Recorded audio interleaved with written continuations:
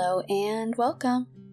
Thank you so much for joining me in this episode today. As always, I'm Abby. This is Stories Lived, Stories Told, and here's what I know. Our communication is what creates our social world, so it's worth being intentional about how we choose to communicate.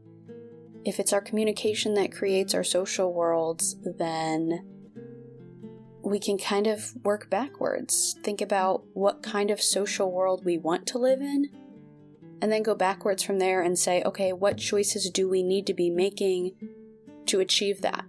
Today we are starting our conversation with Ilene Wasserman and Jeff Branch. Ilene and Jeff work together at ICW Consulting. They're a part of a number of other things. Ilene is also one of the board members for the CMM Institute, which is how I was first able to interact with her. She's been a great help on this podcast and a mentor to me, and so I'm glad to be able to bring this conversation to all of you. You can read more about them in the description. I'll include more information there, and they'll also have pages on the Stories Lived, Stories Told website where you can learn more about the other work that they do. Some questions that I would have you keep in mind as you enter into this conversation with us are: where do you find community? What does community look like for you? What does community do for you? And how are you intentional about sparking community? So with those questions in mind, and without further ado, let's get started.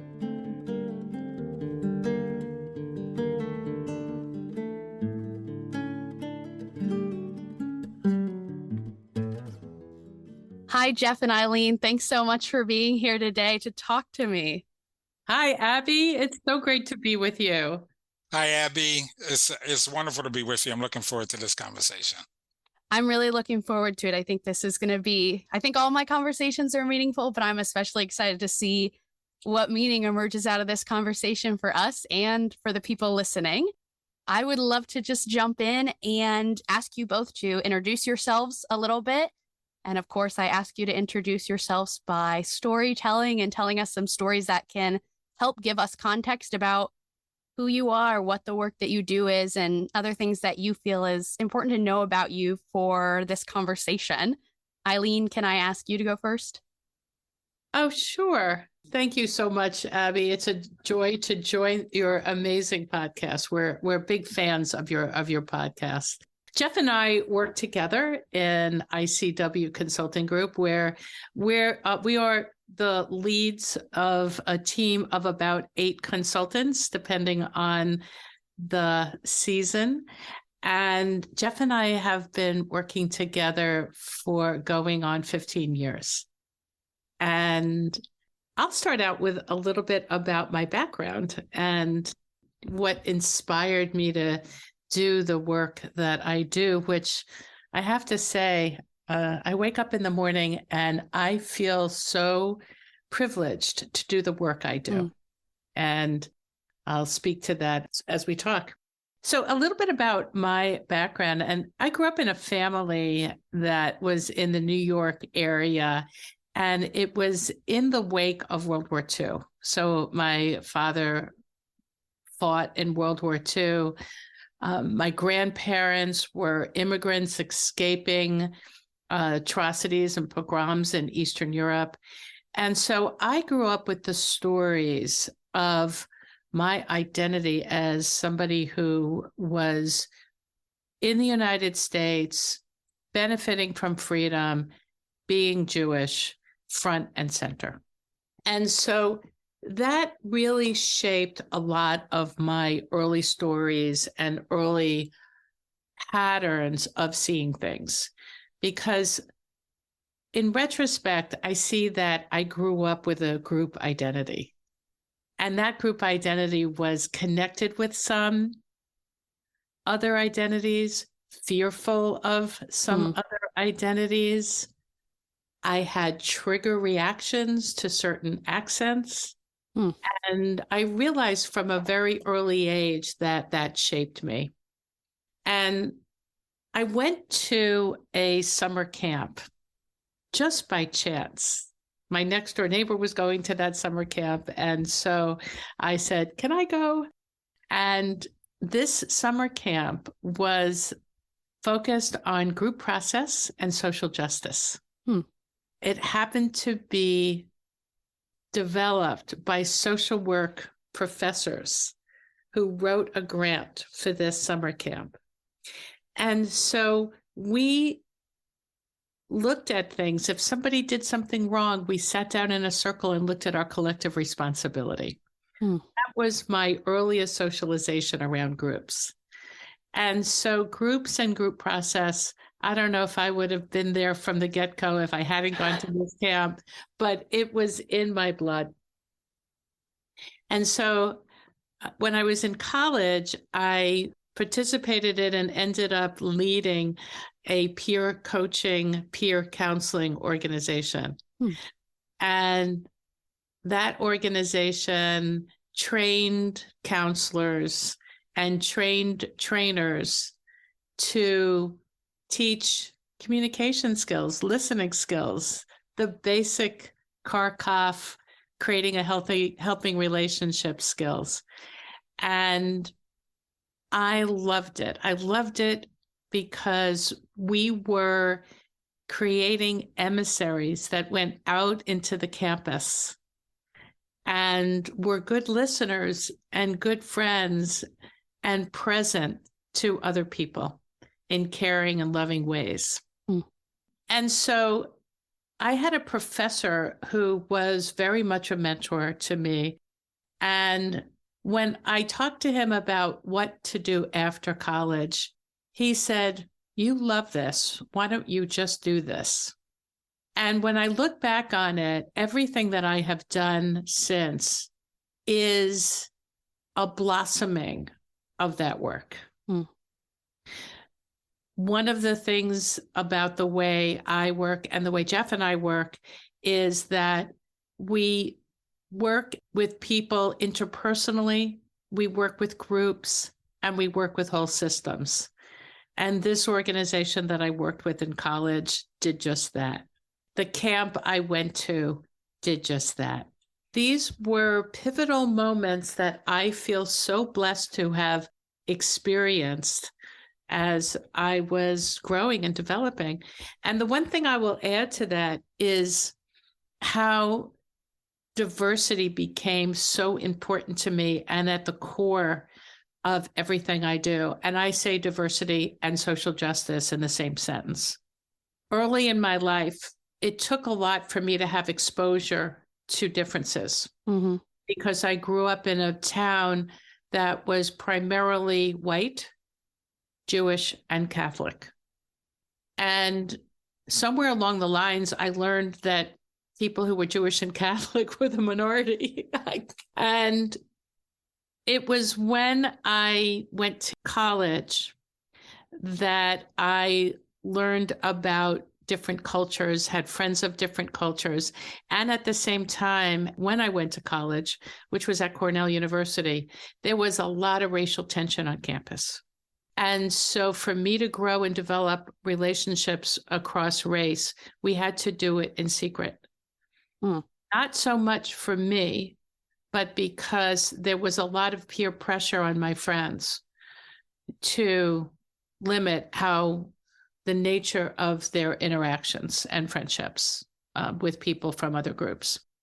And so I learned a lot from those days. And then there was some intentionality about bringing more diversity to the organization that I was leading in college. So those were all early seeds. Yeah. That blossomed when I started doing consulting in the healthcare industry. And I was consulting primarily to an underserved population. And our clients said to us, "How can you understand us? You haven't lived in our world." And these were leaders who were Black, leaders who were Latino and Asian. And that was my opening to recognize that I wanted to learn about not just them and their cultures and their stories, but I needed to look at what it meant to be white in a new way, because I was now looking at myself through the lenses of others and learning about what that meant and what it meant for being responsible in a relationship, responsible for being curious, responsible for looking at patterns and turns and how we could do those better.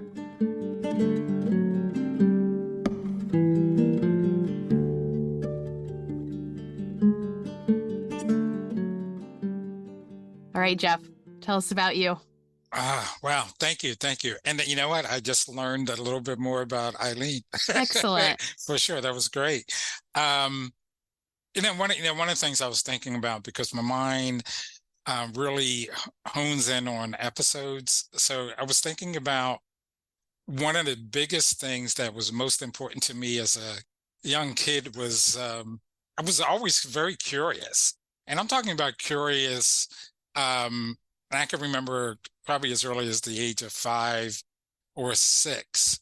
And one of my greatest pleasures was to go into the park, into nature. And one of the things that was most interesting to me, and I paid attention to this, was in Philadelphia, that the way Philadelphia is situated or constructed, the park is in the middle of a whole bunch of different neighborhoods. So it serves as like the boundaries in a lot of different neighborhoods. So certainly West Philly, North Philly, Northwest Philly, South Philly. And one of the things I noticed was that people looked different in each one of those neighborhoods. So I knew in the neighborhood I grew up in, it was majority of Black people. And then some of the other neighborhoods seemed to be integrated with Black and white people. And then some neighborhoods were white people, Italian, might have been Irish. But I was always very curious. And then when we would go to different parts of the park, probably with my parents feeling safe to go to different parts, I would always try to engage with all the other kids. Mm-hmm. And I just felt like I had some great relationships there. But that kind of centered me somewhat. And I was thinking through, I want to learn about people. I want to learn about difference. I want to learn about how we're common at that age. And can you have it? I have a whole bunch of uncles, and I would ask a lot of questions, and they would say, Jeff, it's not that deep. And I would say, yes, it is. Yes, it is. Yeah. And part of it also was that I was growing up with a lot of trauma in my household. My mom was a paranoid schizophrenic. And it was a really challenging time. I'm the oldest of 3. And when I say that I looked at episodes, I was always very attentive where there was a possibility where things would go awry. Yeah. Right. So one of the things that occurred when, I was thinking about my mom, who was a brilliant person, when she would go through episodes, she would go mute with me and my younger brother, and my younger sister. So we wouldn't hear her voice. Right. The only way she would communicate with us was by writing notes. And this could be up to a year where the only type of communication that we had was through a note. And I remember as a kid saying, I just want to hear her voice. And that actually got me in tune, though, to be able to write and listen to what people are saying in the writing itself. And then if I thought about another episode right at that same time when she was committed to a mental institution, Martin Luther King Jr. was assassinated. And I was one of the first kids to be bused for integration purposes. So I was bused from West Philly to South Philly. And I knew, and I could pay attention to the anxiety my mom was feeling and also my dad was feeling. But I was feeling excited that I could meet new people at the same time. So I had great experiences, started building great relationships. But that morning after Martin Luther King was assassinated, we had school that day. And I get off the school bus, and the Black kids and the white kids are fighting in the schoolyard. And I run off the bus, and I'm along with the teachers. I'm trying to break up the fights that are happening in the schoolyard. And it was really intense. Here we are thinking about that, 11, 12 years old. And, as I reflected on it a little bit, I knew we were responding to our parents' anger, remorse, all of that. But I'm breaking up the fights. And then all of a sudden, it hits me that people must think that we're different. And that look that I had on my face, I remember one of my teachers coming up and wrapping his arms around me and saying, Jeff, everything will be okay. Oh. Everything will be okay. But it sat with me and in my heart, in my spirit, just like Ilene, when I'm thinking about some of the commonalities, I recognized that I had to do something different. And this is still in the midst of my mom's going through episodes. She's not committed at this time, but I'm there, I'm listening to her cry, everything else, her hopes, all of that. And I remember telling her, I have to do something. And there was a Jewish school, a Jewish group that was meeting at the School for the Blind in the Overbrook section. And they were meeting on Saturdays. And I said, I got to do this. I have to do this. So there were Jewish kids and Black kids like myself, and we were learning about social justice. How do we engage? How do we make a difference in the world? And I was doing that every week. The funny side of that was like my grandmother was living with us, and she was so adamant about that the kids should be doing chores on Saturday. And my mom, even through all her trouble, said, no, he's going to do this every Saturday. He's going to do this. And I could see the tension between both of them. Yeah. Because my grandmother probably didn't understand what my mom understood, even in her challenges. That left me in that space. I remember being 11, 12, 13, really trying to think through and still hearing my uncle say, it's not that deep. And I'm saying, yes, it is that deep. Asking questions and then trying to help people really be intentional around getting their voice in. And I knew it was connected with my mom not talking. Here, this brilliant woman with a lot to say, a lot to offer, and she elected not to have her voice activated. So it is the precursor to actually being in leadership a lot, and certainly learning skills with the Jewish group that brought us together around trying to create spaces where people could exercise their voice and understand their power, the power that they had at the same time. So that's been like a big part of my practice. That's been a big part of our practice. And then now I'll hear a little bit more nuggets around why we connected, even a little bit more around that belief. And I've been able to share that story. I used to be embarrassed by the story about my mom, but I recognized when I was doing OD, organization development work internally, when I was designing what was supposed to be transformative learning, that I had to model disclosure and transparency to promote the multiple levels of system that Ilene talked about around individual discovery, group connection, the opportunity to transform systems and community, and designing those spaces where people would feel safe enough, and not just safe enough, but brave enough to share their stories in those spaces there.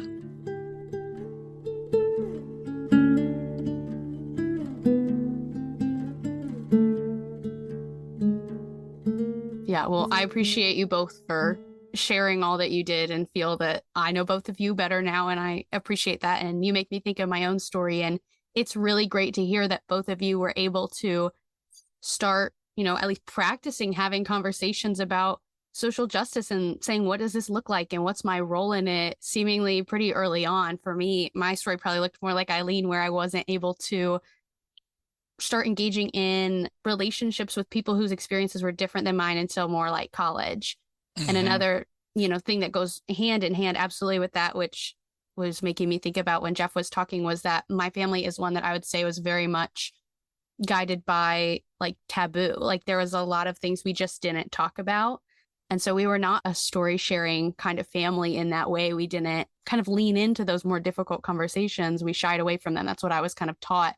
And so for me, the past couple of years, learning about CMM, doing this podcast, going to school and studying communication has been about unpacking all of those things and starting to put myself into these conversations that really require you to do some of that self-reflection and then leaning into these more challenging moments. But for me, through the podcast and everything, I've just really come to believe that the stories that we find maybe more challenging to tell because we've been told we should feel shame or embarrassment or something about them are almost always the ones that we should be most telling, or it's the ones that we like want to hear from others the most, but they're really hard to tell for ourselves. But I just think those are really powerful. Those kinds of stories are the most powerful. And I'm sure you've encountered that in your work in your lives too. And so I appreciate you both sharing the stories that you have and being authentic and letting us get to know you better over this hour of a podcast. Thank you. Thank you. Actually, I was thinking I shared this story with Ilene. And one of the things that was what I really appreciate about her was probably one of our first experiences together. We had the opportunity to design an international meeting on trauma-informed care and resiliency. And she was so attentive because a lot of these stories, as you described, the patterns, all of those things were emerging in that experience. And what we recognized as we were doing the experience was the design was much for us as it was for the clients. And her staying connected. And I think that's a big part of our connection too, was really valuable for me at that point in time. Perfect segue, because the next thing I was wanting to ask about is to know more about your relationship, the two of you, and if you could tell me kind of the story of how it came to be that you formed ICW and have been working together for, did you say 15 years now? Yeah. So this is one of those things, like when you have a great partner, right? There's always, there's my story and it could be her story. So one of the things, we have a great community of people, and I think it was a lot of people because of our practice the years before we met.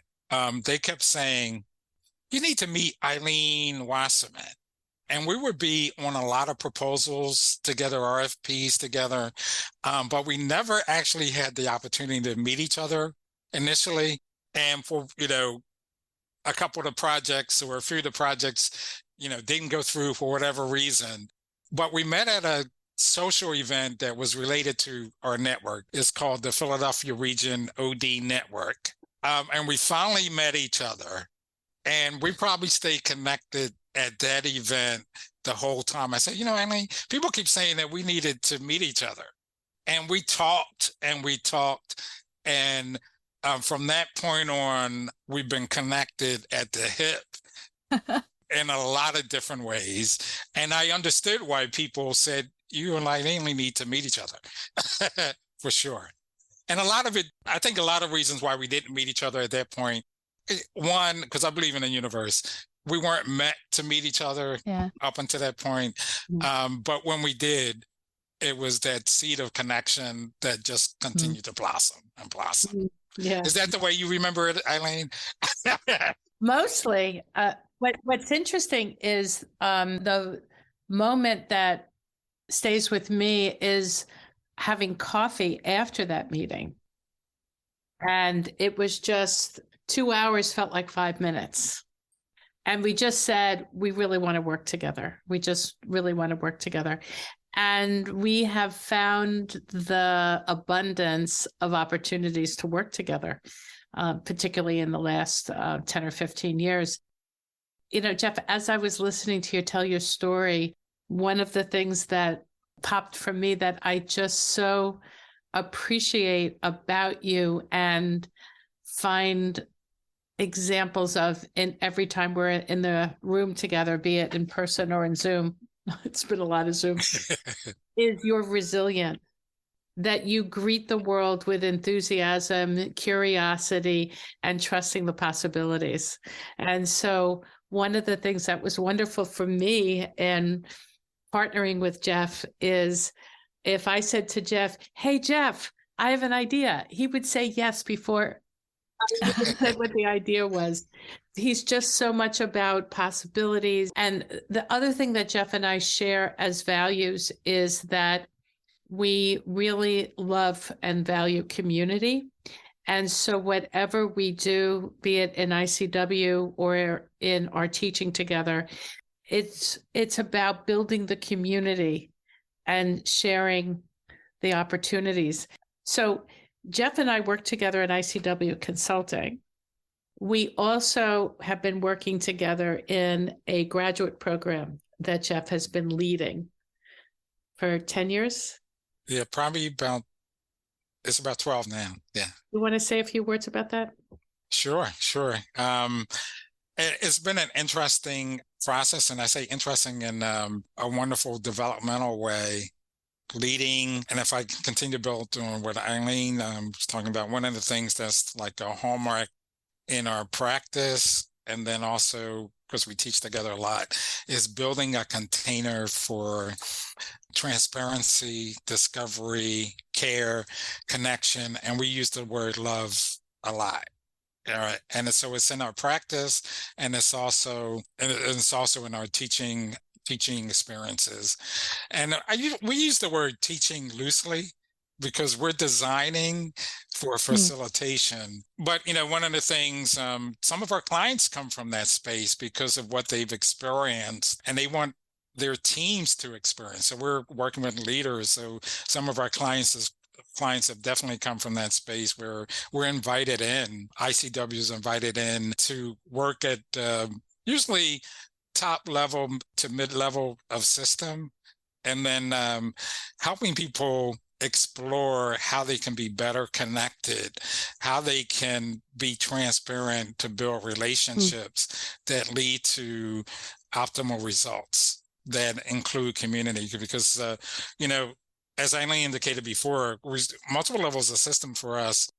Lots of times people see it as tri, we see it as a quad. It's individual, group, institutional, organizational, and because a lot of the organizations that we work with the community for sure, inviting it in with the larger whole idea around what is community, even asking that question.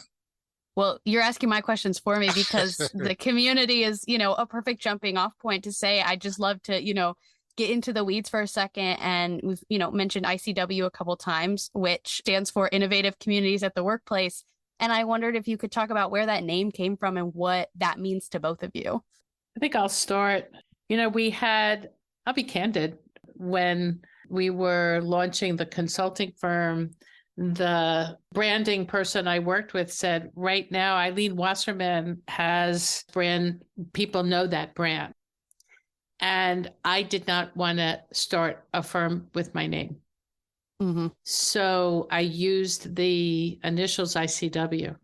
And over the years, Jeff came in pretty early into our work together. And over the years, Innovative Communities at the Workplace really said what we were about. We were about sparking creativity, sparking communities at work. And the I could also stand for inclusive, because at the fundamental part of what we're doing is creating cultures that are inclusive. And the C could stand for communication, because as we know, and you know all too well, Abby, how we create our worlds is in the exchanges and turns of meaning and sense making. And so while we are innovative communities at the workplace, we're innovative, inclusive communities communicating culture at the workplace. ICCCW. I understand why you went, which is ICW.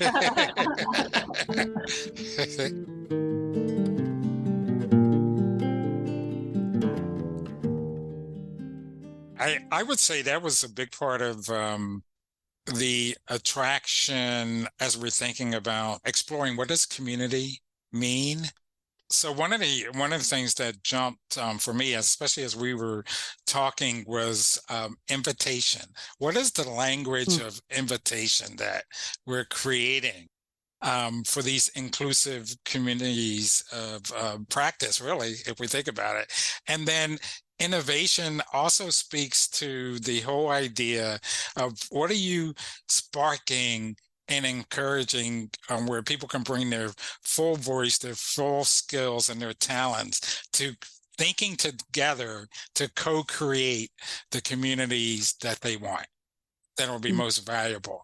And co-creation is right at the center of everything that we do. And that whole idea of cultivating cultures. Yeah. And for us that have impact, we've been in situations where especially as we're thinking about the pandemic, we recognize, we were in Zoom meetings, everything else. It wasn't supposed to be that way, but we're in Zoom meetings and we have to shift and learn a little differently.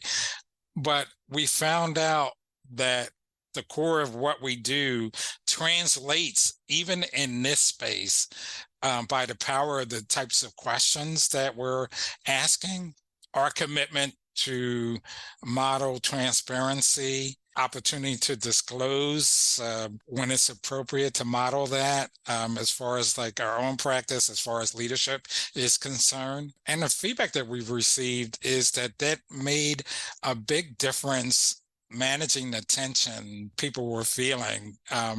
And as they were working 18, 19-hour days to make things happen during that time. I just want to pick up one thing that you said, Jeff. What does it mean to you to spark community? Yeah, I want to share this story. I'll share this story. Please. One, is showing up fully in myself, believing that I have a contribution. So that's exactly what I was saying before, kind of like modeling in that space the possibilities of what it could be. And this is over years, like early in my work career, where people would say, oh, you see with rose-colored glasses, the world can't be like that. And I would always fight against that tide. And try to show up the way I wanted the world to be.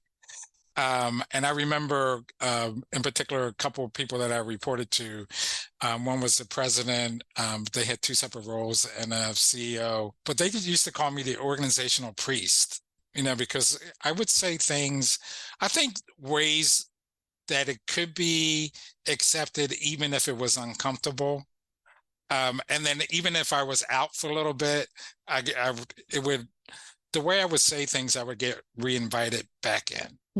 Which was important, which was really important because I learned how to do that. I think I learned that from my dad. That's the way my dad approached life, that he wanted to stay in relationship as much as possible. And I believe that's a possibility. Even in this fractured, polarized world that we have now, the higher ed spaces that we operate in right now, the system we operate is a system that is, quote, a progressive system in one part of the country, and then we're another part of the country that's more conservative. Yet we're invited in. We're invited in because of the way where they're trying to show up. Ilene, what would you add to that? I definitely think that there's a lot to be said for modeling the relationships, the culture, the community that you want to create. When Jeff and I, there's a couple of stories that come to mind. One is just what we create in a client when we bring them all together and we spend time seeding the invitation for people to be vulnerable. And then we invite them into a space where we ask, What is it you'd like to know? What is it you'd like to share? And the structure of that space, which you know is very important, is 2 concentric circles, where the inner circle, it's called a fishbowl, where people are having a conversation. And they come in and out of that inner space, focusing on the question. So recently, one of our clients was at a meeting at the Chamber of Commerce, and they were talking about the brave space conversations they were having. That was a ripple from some work that we had done with them. There were a couple of CEOs in the room, and they said, "Oh, let's do that." And it was a perfect example of somebody taking a tactic that evolved from a lot of intentional relationship building and safe space building. And our client said, in my experience, you can't just put the chairs in a circle. There's a lot of seating that you need to do before you get there. And so that's one of those things that when people would be in those conversations and they'd say, "How did we get here? This is amazing." We always have to help them remember how they got there, that they didn't just show up in that circle. So that's one example. The other example that comes to mind is in the earlier days of the work Jeff and I were doing together. I made a suggestion to our parent organization, the OD network. They were floundering a little bit. And I said, you know what? We have to remember our roots and imagine our future. And they said, great idea. Why don't you lead that process at our next conference?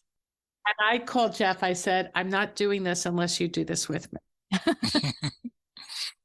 If you've ever seen this activity, it's a timeline activity where you remember important moments from the past into the future in episodic timeframes. And you look at them from different levels of context: personal, relational, professional, and the larger world community. And the process enables people to be part of the same history. I may not have been there then. I may not have remembered that particular moment. But after we've spent these hours together, looking at this timeline activity together, we are part of a shared history.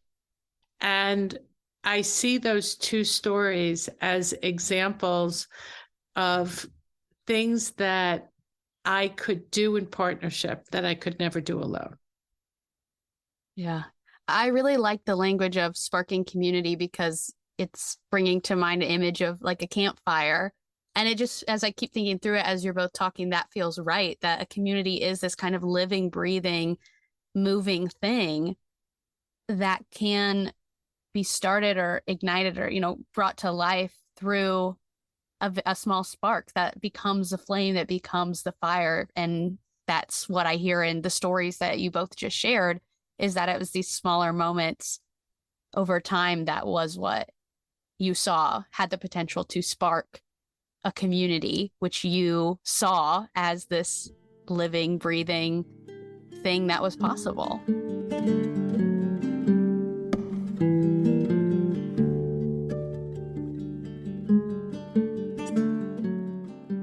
That is all for part 1 of our conversation with Ilene and Jeff, but you can join us next Monday for part 2, where we will continue this conversation about community and Ilene and Jeff's amazing work, their experiences, their ideas, thoughts, feelings. I feel like there's a lot of insight to be gained from speaking with Ilene and Jeff. I thought that when we recorded this conversation and now being able to listen back to it and getting to share it, I definitely feel like this is a very fruitful conversation. So I'm glad that you chose to be a part of it. Thank you for joining us today. As we know, the conversation doesn't have to end right when this podcast episode ends. So keep playing around with the things that Ilene and Jeff talked about today. decide what they mean for you. Keep thinking about those questions that I posed at the top of the episode, and join us for part 2 next week. As always, I am supported by the CMM Institute for Personal and Social Evolution. I am supported in so many ways from them, and I'm so thankful to be able to collaborate with them on this project and be a part of all of the other wonderful projects that they do to be creating better social worlds. A huge thank you to the CMM Institute, and especially a huge thank you to Rick Spann, who creates our music for the episode. I hope you can pay attention to that as you listen to future episodes and find some meaning in the music as well. Maybe that can add a layer of meaning for you. Finally, some great podcast next turns of what we can do from here is if you can follow the show wherever you listen, leave a rating, leave a review, share an episode, or connect with me. All of those are amazing things to keep the conversation going, to help invite more people into the conversation, and to spark new ideas. And like we talked about today, spark community, I hope. So in terms of reaching out to me, you can reach out to me on Instagram at Stories Lived, Stories Told Pod. You can find me on YouTube and leave a comment at Stories Lived, Stories Told, or you can contact me on the website, storieslived.storiestold.com. Thank you for showing up. Thank you for being curious, and thank you for being a part of this story. I'm Abby, and this has been Stories Lived, Stories Told.